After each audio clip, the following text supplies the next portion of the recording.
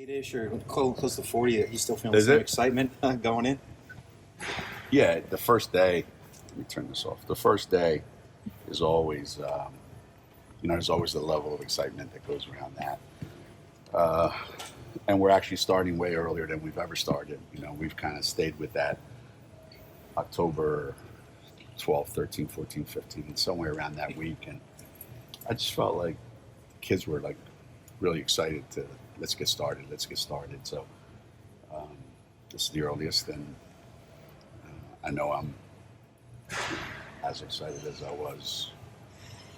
I'm not nervous like I used to be 39 years ago, but I'm just as excited as I've ever been. Yeah.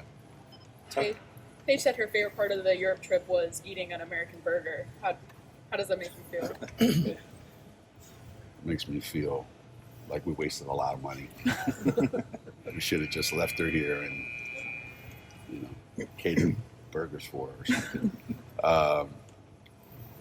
I think she was being a little bit facetious with you guys when she said that, because the trip was great and Paige just likes to be a little bit different than everybody else. What are you most excited about with this team? Like most years, I would say the excitement is to actually see what it can become. It's just been really hard the last couple of years because you're starting out under a little bit of a dark cloud, and so the excitement is maybe a little bit more tempered. But even though there's a little bit of that now with Jenna being unavailable, the one bright spot is we never had her, so we don't know exactly what it is that we're missing. So this particular group, hasn't been together. I look back, Paige didn't play at all last year. I think AZ played like 15 games or something like that out of the 37 or so that we played, whatever it was. And Carol was in and out. So I'm anxious to see how the new guys blend in. And it's like that every year, though. You have this vision in your mind of what you think it's going to be like, but there's also an unknown, and you're excited to see what that is. Were you able to take away anything from the Europe trip? Yeah. When we play fresh and fast and free, we're really, really good. When we start pressing and we start picking up three-quarter court and playing, with that kind of aggression, we're really, really good. And when we don't play like that, we're not very good at all, because all the things that have to get fixed. But we have a long time to fix it. But I liked what I saw when we were at our best. That looked really, really good. And when we were at our worst, that's why God invented red wine. There's obviously a lot of talk about Paige and AZ nationally, but you have a third player who could be an All-American in Aaliyah. What are you expecting from her, and how good can she be? Well, if anybody saw her last year, November, December, January, she was our All-American, and I thought so was Lou, and then Aaliyah just had a really down month of February, and I think that affected, how some people viewed her. But we've been talking with her since the spring about the consistency that she needs to maintain, to be the same every day, every game, every possession. And I think she is an All-American player. There's very few players like her. I think if you ask anybody in college, anybody at the next level, they would tell you that. Now it's our job to make sure that we get that consistency from her. And I had a conversation with her and Ice that until we get some sort of reinforcements from the other big guys, that's it. That's what we've got. So the pressure on them, not bad pressure, but they're going to have to be really, really good every night, you know. And sometimes that scares you, and other times it motivates you to be even better than you normally would be. Geno, That's the do you hope. think Paige should view this past year of her life as a rewarding experience on some fronts, in that getting through rehab is an accomplishment alone, and maybe she can come through having to sit out a more well-rounded person and player? Well, I know it helped her tremendously physically, because she wouldn't have spent that much time had she been playing. So I think the physical part was a tremendous success. The maturing part about what goes on off the court, you know, and things that you have to do to take care of yourself, that was a tremendous success. So her growth as a person, her growth as a basketball player, body-wise, mind-wise, however you want to look at it, you never get better when you're not playing. But the best way to get better when you're not playing is to actually really pay attention to what's going on and see the game the way a coach would see it, and to see it in a way that when you come back, you're way better. It's like watching film for an entire season, except you're watching it live, you know. And she's smart enough to be able to understand that. You know, when she steps on the court, can you sense, can you see how much she missed it? In the beginning, before we went to Europe, it was very tempered. So you say, well, how do we know if she's ready? If she won't put herself in situations where we need to find out if she's ready. Because she was avoiding certain situations. And since we've gotten back, maybe because I'm not going to play anyway, so why should I? But now, since we've been back, and I think she knows it's real, she's thrown herself into situations that are just normal. And afterwards, you know, she'll look at me and I'll say, hey, that wasn't bad. Or, you know, that was lousy. We waited all year for this. And she goes, I don't think it's that bad for not playing for a whole year. So she has her expectations perfectly in line that this is going to take some time.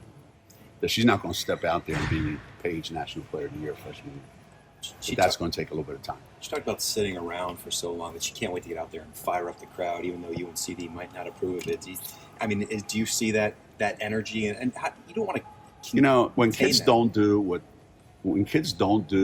they want to do, because maybe they're not sure how that's going to go over. Not necessarily. They always blame me or CD or somebody. You know, she's out here shooting jump shots, and then like turning around and walking away before the ball even gets to the rim. Like, I'm going to do that in the game. Good, except you missed it. You know, so I don't care what she does to celebrate. I don't care what she does to get the crowd fired up. I hope she does everything she's thinking and then more. God bless her. I mean, who's going to tell her, hey, you better not do that? I've been waiting, like she said, a whole year to play basketball. And, you know, as far as I'm concerned, she can do whatever she wants. Do you find yourself looking for wood to knock on every time AZ and Paige get on the court together? And how do you mentally get yourself so that you can push them enough without worrying about... I have spiritual beads. I was told by this woman in Hungary, she just pointed and said, you know, good luck. So I think they're the only words. I think that was a con job, sales job, but I'm trying anything. Because so much has happened that, yeah, you just hold your breath every day, and at the end of every practice, at the end of every workout, and when you go home, you didn't get a phone call, you know. So, yeah, every time we go out. The other day, you know, we had a workout, and she came up lane and walked over to the side and sat down, and everybody like, and she just tied her shoe over again, you know, like it was just like, but everything that happens is going to be magnified to the nth degree, you know? So we're going to have to get past all that. I want to say noticed about like her gratitude for being out there, and on the flip side of that, she's so happy to be out there. Has she become more of a menace to coach because whatever you say, she's just so excited to be here? Well, we haven't. Today's the first day of practice, so ask me in a week, and I'll tell you. But she's not 17 anymore. She's not 18 anymore. And theoretically, this is her 4th year at UConn, even though she hasn't played 4 years. There's got to be a maturity factor now that I can't have the same issues that I had 4 years ago, and you don't want to be that player that you were 4 years ago. But I also don't want you to lose all the things that made you who you are. So she's. I think the one difference maybe is going to be she's not going to be as reluctant, I think, to shoot the ball as she was in the past. I think in the past it's like everybody needs to be happy. I'm a big people pleaser, so everybody has to be happy. And I wouldn't be surprised if this year she goes, well, I'll make everybody happy after I get happy, which is the way it's supposed to be anyway. Is there anybody that's not a full go to start practice today? Is anybody? Yana is out for a couple more weeks from all her stuff. Amari's out. She might do some stuff on the court. Amari, Yana, obviously Jenna's out. And Aubrey is going to go, but I'm not sure. She twisted her foot or something last week. But otherwise, yeah, everybody else is pretty good to go. Do you expect Amari and Yana to be ready for the games in November? Oh, I hope. But anymore, I don't know. But I hope. Yeah, I hope both of them are 100% because we certainly could use both of them. Before Paige realized a year plus ago what you have to be dealing with, you talked about her needing to bulk up a little bit to absorb contact. You said you were going to lead the country in technicals in an effort to protect her. So that was a big initiative for her. Yeah. Where is she on that? She says she feels stronger. She's Yeah. certainly stronger than she was 3 years ago as a freshman. She's bigger. I ask her every day that I see her. Like, did you get bigger? Like, she looks taller. Maybe, she's more, her stature has changed from all the work that she's put in. But yeah, this is the best she's ever looked in her life because it's the most work she's ever put in her life. And that was the big concern after freshman year, that as much as you love to play, as much as you love to spend time in the gym and all the things that you want to do, your body's not built for that. So you need to change your expectations or change your body. And unfortunately, the circumstances forced her to change it. But I think she would have done it anyway. And now, it's going to be interesting to see how much of a beating she's going to take and how much of a beating she's going to look to want to take. Initially, maybe it might be a little bit skittish, but I think in the end, and I don't want to hear any more about, I don't get any N1s because they don't call fouls because they know I'm going to score. And so they don't feel bad for me like all the guys that are going to miss. She comes up with these ridiculous reasons why, things don't happen. But I like to see her get to the free throw line more often. And I like to see the officiating be, fair, no matter who we play, no matter where we play, no matter when we play. Where if you hit somebody, that's a foul. And if we hit them, it's a foul. Not sometimes it is, sometimes it isn't. So we'll see. It's going to be fun. It's going to be exciting. What have the freshmen shown you in the lead up to this?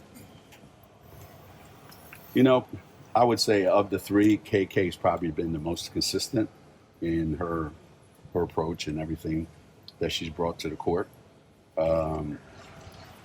Ash is very consistent, but much more cautious. So she will have to play herself out of that, being cautious. She's in that don't want to make a mistake mode, where I don't think KK worries about that stuff. She just tries to make plays and makes a lot of good ones and a few bad ones. And when Q gets it going, the kids think she's going to make every shot she takes. And now we got to get Q on board with some of the other things besides shooting the ball, So they all have their strengths and they all have things that they've got to work on, but all three of them are going to play an awful lot. So that's a positive, you know. With Paige, For those people to think I like to only play 4 players at a time, it'll be refreshing for them to see that, you know, I used to play 8 or 9 or 10 back in the day. So I'd like to get back to that.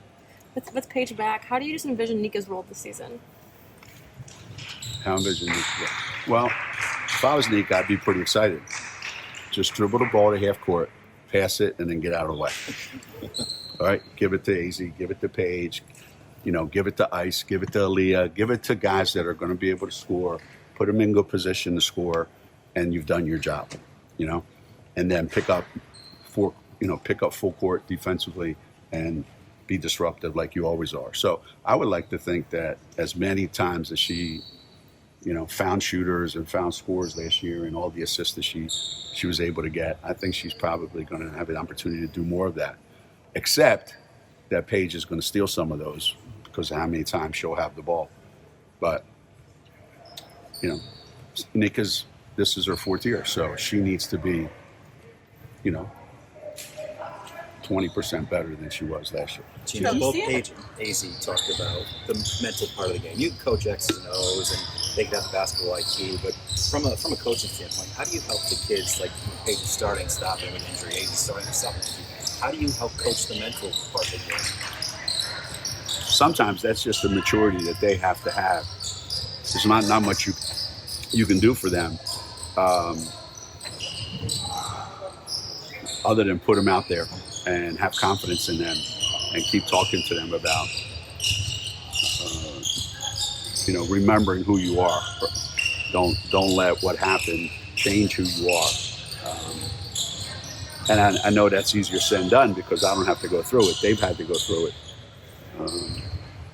But I don't want them to think about, I don't want their minds to be on anything other than I'm going to play and I'm going to play the way I've always played and then let's just move on.